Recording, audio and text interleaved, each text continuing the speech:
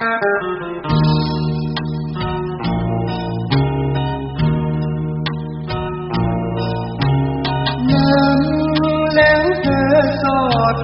mang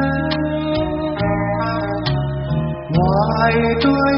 mung tuổi tạc lời có hắn thấy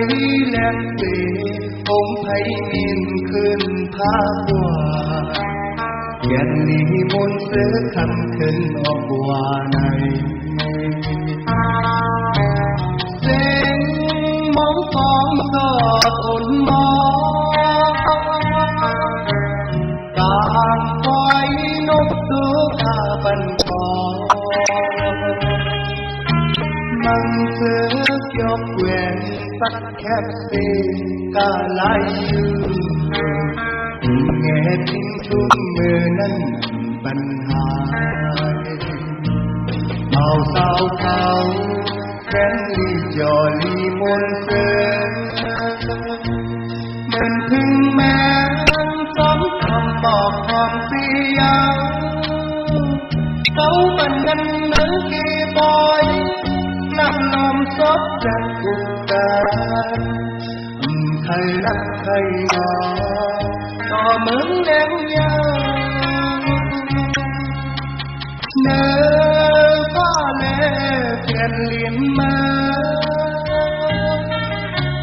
trời hơn hư lén mình lần ta chiêm cốn lệ chỉ lòng tam kỳ từ ni la kèm ni môn sớ thăm thân ở hoa này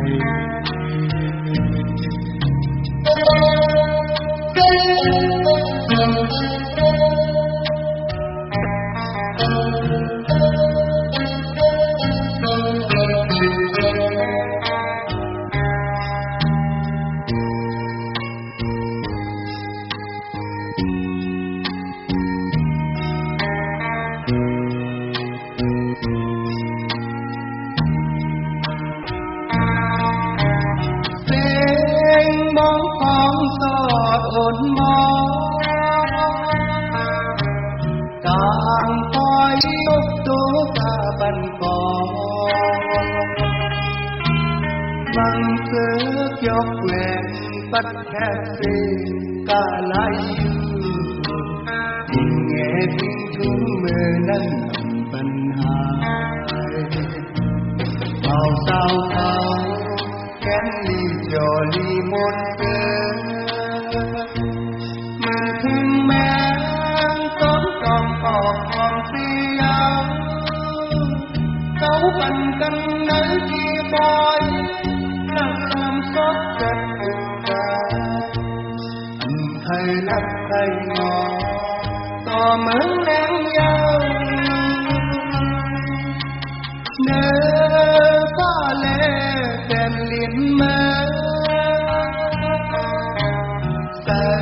hơn hư lén mình đàn ta chiêm cốn lệ chỉ lòng tam kỳ từ ni la kèn ly môn sớ